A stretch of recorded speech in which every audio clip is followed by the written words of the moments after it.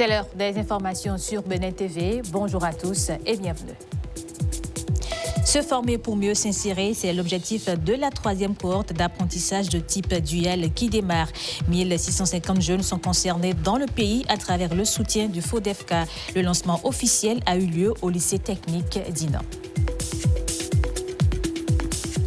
Titulaire d'un master, il a choisi un autre chemin. Après sa formation à l'ENAM, Rogui a décidé de se consacrer à la soudure, un métier qu'il exerce sans complexe. Découvrez son parcours dans ce journal.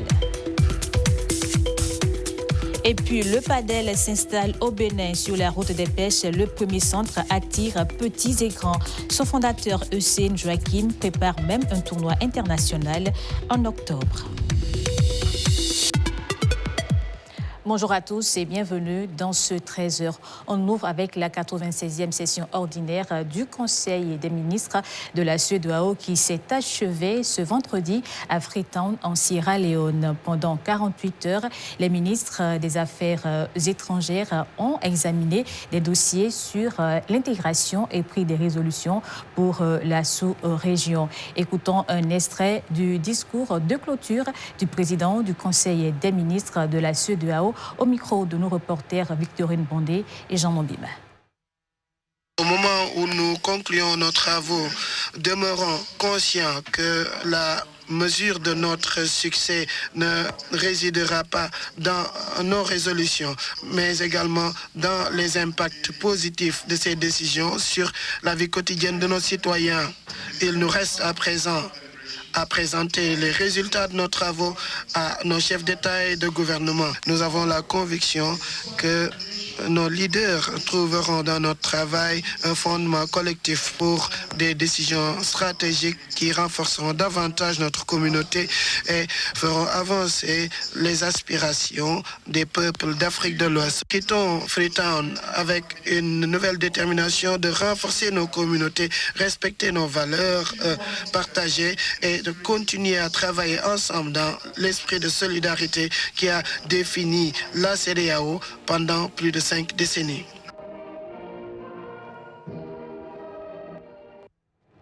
La CEDEAO pense avenir de la sous-région. Le Bénin pense insertion des jeunes.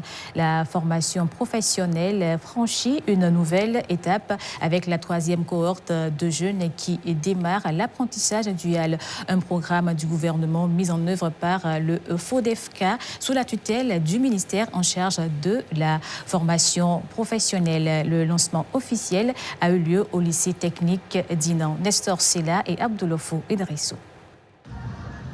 La formation professionnelle franchit une nouvelle étape. 1650 jeunes bénéficient désormais d'un programme d'apprentissage dual, un modèle qui combine les enseignements théoriques en centre de formation et la pratique en entreprise. Une formation axée sur l'exploitation agricole, production d'aliments pour animaux, tri et valorisation des déchets, puis services bars et restaurants. L'opportunité qui vous est offerte dépasse largement l'obtention d'un diplôme.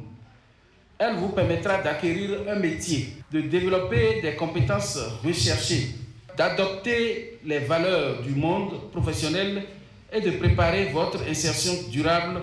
À travers cette initiative, le FODEFK réaffirme sa détermination à accompagner efficacement la mise en œuvre de la politique nationale de développement des compétences professionnelles et à contribuer aux côtés du gouvernement et de ses partenaires techniques et financiers à bâtir un système de formation professionnelle toujours plus performant, inclusif et davantage orienté vers les besoins de l'économie nationale.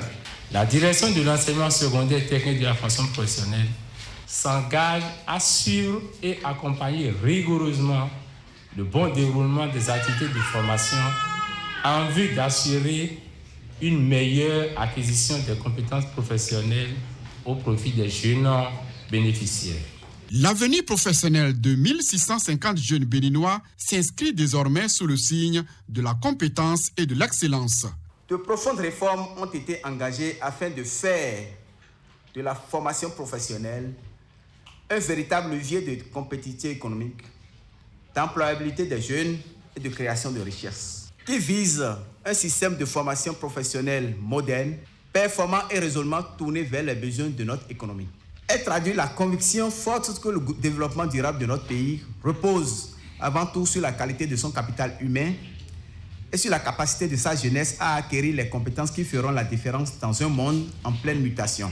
Nous voulons être la génération qui transforme, celle qui crée des emplois au lieu d'en chercher, celle qui contribue au développement de nos communes et de notre pays. À travers ce dispositif, les apprenants acquièrent des compétences techniques directement adaptées aux besoins du marché de l'emploi. À Zoli, un autre programme du gouvernement donne aussi aux jeunes les clés de l'emploi. À l'OCOSA, ils apprennent la fabrication de sacs et gagnent en qualification immersion dans un atelier où la formation ouvre de nouvelles perspectives avec Enoch Rumpati et Igor Ayoso. Dans cet atelier, le bruit des machines résonne comme celui de l'espoir retrouvé. Venus des 4 coins du Bénin, ces jeunes partageaient presque tous une même réalité, celle de la vulnérabilité. J'avais le BBC et puis je n'avais plus continué, aucune formation non plus. Je ne peux pas comparer mon temps passé à aujourd'hui. Les moments passés à Kandi, c'était difficile pour moi pour manger et même prendre soin de moi. Au départ, c'était un peu difficile pour moi parce que je ne comprenais pas du tout la machine. Je n'avais pas de compétences en ça. Recrutés, puis mis à la disposition de cette entreprise, ces bénéficiaires sont entièrement pris en charge par le programme Azoli afin de favoriser leur insertion. Au début, c'était vraiment difficile. Je n'avais pas où me loger. Avec le temps, Azoli nous a envoyé les allocations. Moi, j'avais un enfant de 2 ans et demi. Donc, c'était un peu difficile pour moi. Je ne savais pas là où le laisser. Mais quelques temps après, ils nous ont amené des mères communautaires qui gardent nos enfants. Aujourd'hui, je suis très contente de tout ce que l'ANPE a fait pour nous. On peut dire que presque le maximum, ils ont arrivé à maîtriser bien la machine et aussi même le travail. Ça reste un peu de motivation, qu'ils soient un peu motivés et ils vont arriver plutôt au top là. Aujourd'hui, leur engagement et leur professionnalisme font la fierté de cette entreprise de fabrication de sacs. Au début, notre société avait des effectifs restreints. On essayait de s'en sortir. On avait des commandes. Jusque ça prenait beaucoup de temps avant de les livrer aux clients. À l'arrivée des stagiaires de l'ANPE, nous avons remarqué qu'en plus de la formation, ils contribuent à la production de la chaîne. Au même moment qu'ils sont formés, ils nous aident non seulement à être plus efficaces, à livrer le client à temps. Vu le succès que nous avons engagé par ce partenariat, l'entreprise exprime encore un autre besoin de 100 jeunes qui est en cours d'analyse.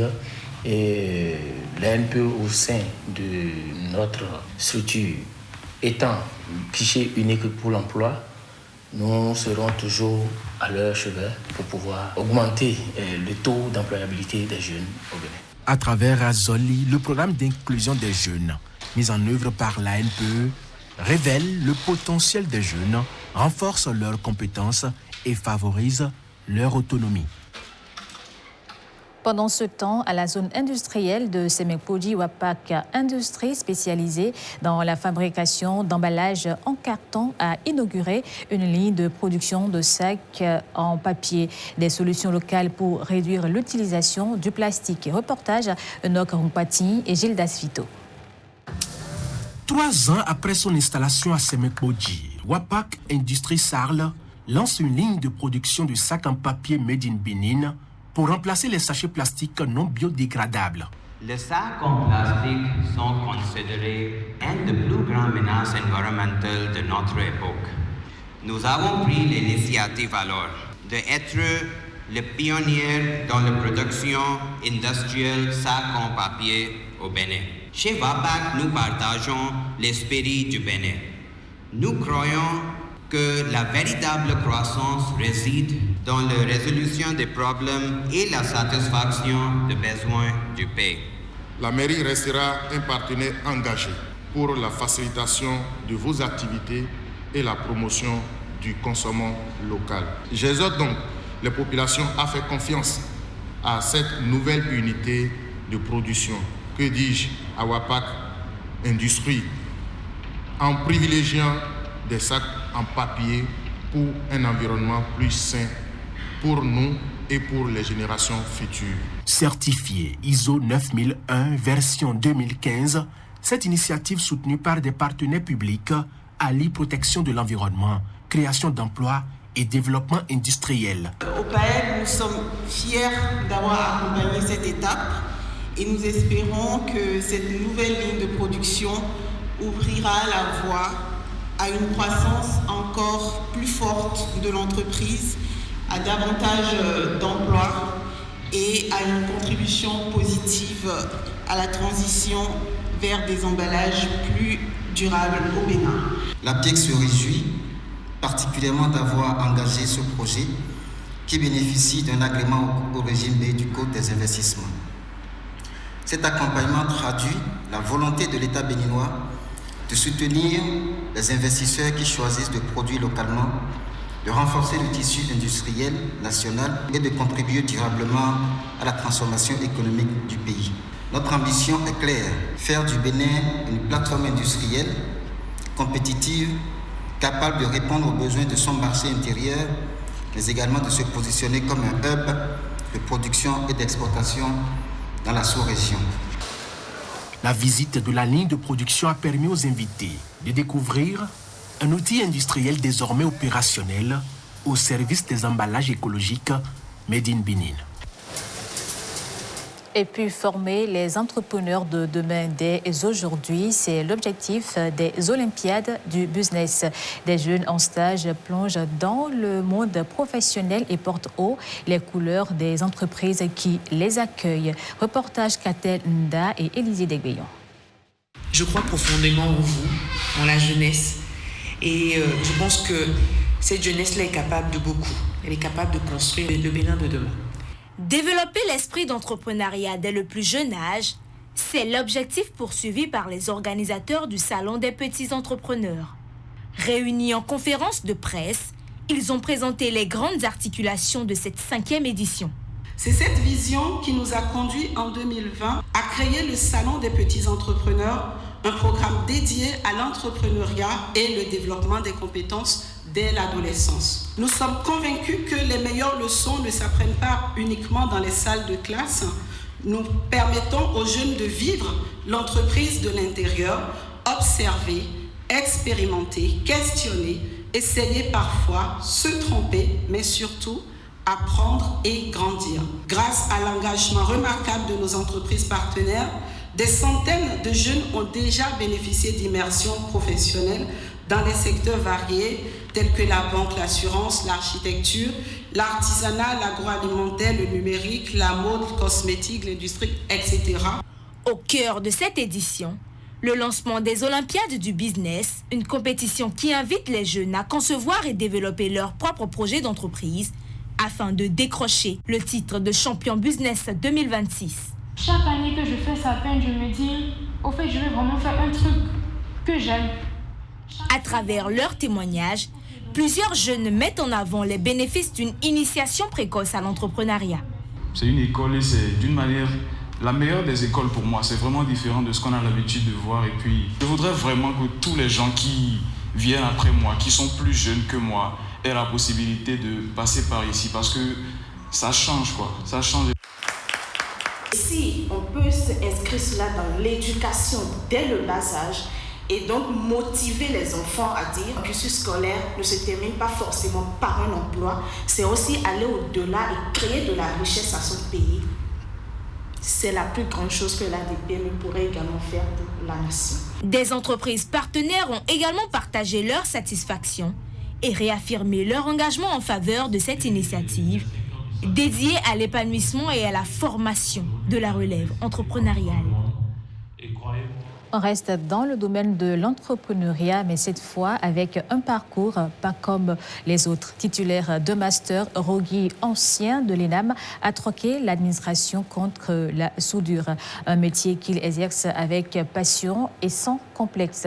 Rogui de l'ENAM à la soudure, c'est un reportage de l'UNAIC Aguazaou et Belvida Atali.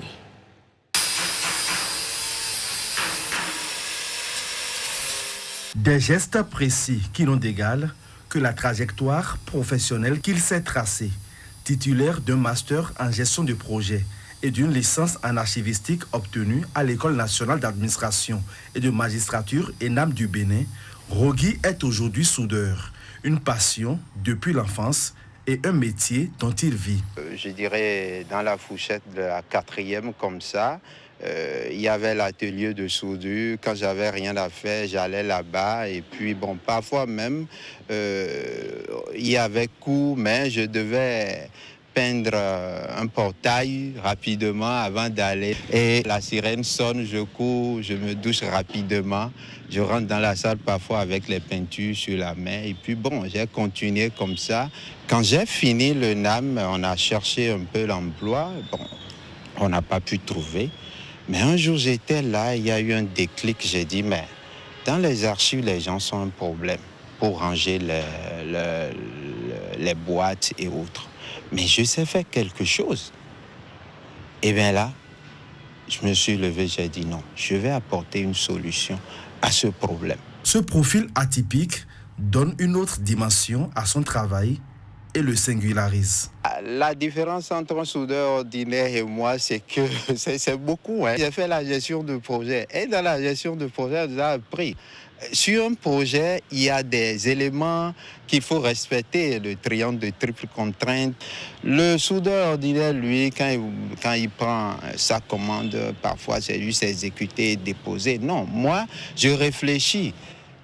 Après, comment ça va se gérer? Ce que ce client demande, est-ce que c'est réellement ce qu'il lui faut? Pourtant, rien ne le prédestinait à la soudure. Rogui a grandi dans un environnement familial purement intellectuel. Mon père, ma mère ne sont pas des artisans, c'est tous des fonctionnaires. Bon, je pense que je dis vulgairement que j'ai réglé leurs problèmes ou leurs pas à eux. J'ai eu les diplômes académiques, j'ai su capitaliser, j'ai su faire la fusion comme cela se doit. Véritable talent aux dimensions plurielles. En pâtisserie aussi, ça continue toujours. C'est une passion. Autant que la soudure, autant que la menuiserie, que je fusionne avec la soudure. Donc, je me sens aisément à l'aise dedans. Il prouve qu'il faut parfois changer de fusil d'épaule, un message qu'il adresse volontiers aux jeunes diplômés. Ce qu'ils ont appris, ils n'ont qu'à l'appliquer à quelque chose de concret. Et là, ils vont avancer, prendre un risque. Ce n'est pas toujours facile, mais on prend le risque. Et progressivement, on réussit. Et dès que ça réussit, les gens viendront à eux pour les encourager, les amener davantage à de bons horizons.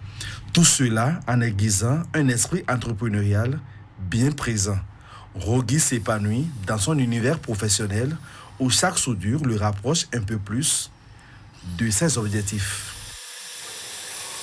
Dans le reste de l'actualité, le ministre porte-parole du gouvernement poursuit sa tournée de vulgarisation. Il était ce vendredi dans le département du Plateau où il a échangé avec les populations à la mairie de Poubet. Vitis Ahoré et Calvador Aron. Une action citoyenne. C'est dans ce cadre que s'inscrit la tournée de vulgarisation des décisions récentes du gouvernement du président Romuald Wadayi. Face à cet auditoire à la mairie de Poubet, le ministre porte-parole du gouvernement apporte des explications sur la généralisation de la gratuité des frais de scolarité aux filles du secondaire public sur l'étendue du territoire national dès la rentrée scolaire 2026-2027. Les filles ont compris. Les parents ont compris. Et désormais, on ne viendra plus à Poubet ou à Djawere, à Sakete, à Ketou, à Ifanyi et entendre qu'il y a des filles qui sont à la maison parce que papa n'a pas l'argent, maman n'a pas l'argent. C'est fini et on est d'accord. Dans le secteur de la santé, les échanges portent sur la prise en charge immédiate des urgences vitales dans les hôpitaux publics. Quand on a soigné quelqu'un, il faut que la personne paye pour qu'on renouvelle le stock. Si on ne renouvelle pas et que l'autre arrive, il ne peut pas être soigné. On est d'accord? Même celui qu'on a soigné maintenant là, mais on ne souhaite pas. Mais 3 mois, 6 mois, 1 an après, la même personne peut revenir encore, non? Est-ce que la maladie nous prévient? S'il n'a pas payé aujourd'hui et qu'il n'y a plus les produits pour soigner, s'il vient, est-ce qu'on pourra le soigner? C'est pour ça que quand nous allons bénéficier des soins, il faut qu'on paye. Si c'est nous-mêmes, on a l'argent, on va dire « Ah, merci beaucoup, vous m'avez sauvé la vie, voici votre argent ». Pour ce qu'on a observé après un mois, globalement, la plupart des Béninois, ils ont compris et ils sont sérieux, ils payent. Les participants à cette rencontre à Pobé sont également édifiés sur la mesure relative aux subventions spécifiques instituées au profit des agriculteurs, principalement ceux des filières riz, coton et soja, dès la prochaine campagne agricole. Les paysans seront à l'aise. Nos enfants qui sont partis et qui sont revenus dans l'agriculture verront encore mieux à faire. Parce qu'il dit, mon père, oui, il a fait le coton. Et on le remet encore de l'argent en plus. Je vais faire autant que mon père pour être aussi à l'aise. Je voudrais que le gouvernement fasse l'expérience de rendre la gratuité scolaire pour les garçons aussi de la 6e en 3e dans les communes frontalières avec le Nigeria où les parents n'ont pas assez de moyens et on constate que les enfants garçons à peine arrivés en classe de 4e abandonnent et rentrent dans le Nigeria. Et le retour n'est pas souvent bien pour nous dans la commune. Aujourd'hui, la population a été satisfaite que cette rencontre ne soit pas la première et la seule rencontre. Qu'il y en ait d'autres qui vont suivre pour parler du développement de la commune, du développement du plateau et du développement du Bénin en général. Au cours de ces échanges avec le ministre porte-parole du gouvernement, la population du plateau a abordé des préoccupations relatives au développement des 5 communes du département. Et avant l'escale du plateau, le ministre porte-parole du gouvernement était avec les populations dans le Mouno et le Koufo, avec des étapes à Lokossa et Lalo. Le point avec Kanel Kapo et Pedro Mensangbewa. Face aux populations des départements du Mouno et du Koufo, Wilfried Léandre Humbedji, ministre porte-parole du gouvernement, détaille les réformes engagées et leurs retombées concrètes dans le quotidien de ces Béninois. Gratuité de la scolarité des filles, prise en charge des urgences médicales, accès renforcé aux services sociaux, investissement dans l'éducation, la santé ou encore l'emploi. Les dernières mesures sociales sont expliquées, exemple à l'appui. Ce qu'il a décidé pour les agriculteurs aussi, vous êtes au courant déjà. Dans le projet de société de notre président, il a prévu beaucoup de choses pour la population béninoise. Depuis le 24 avril, nous sommes rentrés dans la phase active de tout ce qu'il a promis. En 2 mois, on a constaté beaucoup d'avancées dans beaucoup de domaines. Puis vient le temps des échanges. Les auditeurs de la voix de l'exécutif exposent leurs préoccupations. Aujourd'hui, on veut faire la promotion des lycées, de l'enseignement technique. Même il y a des parents qui sont incapables de payer 12 000 pour leurs enfants et on leur demande de payer 120 000 pour aller dans un lycée. C'est aussi un problème. Des interrogations auxquelles il apporte des réponses dans un dialogue qui se veut ouvert. Je loue vraiment l'initiative parce que à voir les inquiétudes des gens dans la salle, à travers les différentes questions qui sont posées, cela justifie vraiment que les gens ont besoin de l'information. Pour ce qui concerne les centres de santé, on croyait seulement que c'était au niveau des hôpitaux départementaux. Mais on vient de comprendre que c'est tous les centres de santé publics qui sont pris en compte. Je crois que le ministre a été on ne peut plus clair sur un certain nombre d'éléments. La question donc de la réduction des coûts aux femmes qui doivent acquérir les places au niveau de nos marchés. Et le ministre a expliqué que le gouvernement a fait cela pour donc permettre aux femmes de mieux s'émanciper. En cours depuis quelques jours, cette tournée illustre la volonté du gouvernement du président Romuald Wadagni de rester à l'écoute des Béninois. Objectif affiché, mieux expliquer son action, entendre les attentes et renforcer l'efficacité de l'action publique.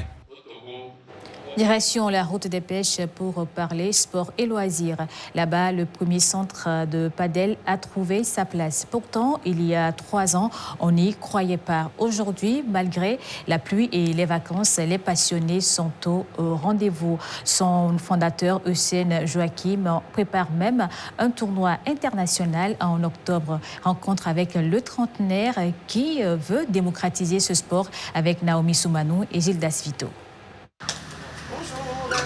Le paddle, un sport en pleine expansion dans le monde, fait désormais son chemin au Bénin, direction la route des pêches où nous avons rencontré Hussein Joachim, fondateur du Cotonou Paddle Club, le tout premier club de paddle du pays. Après plusieurs années passées à l'étranger où il découvre ce sport, Hussein décide de rentrer définitivement au Bénin.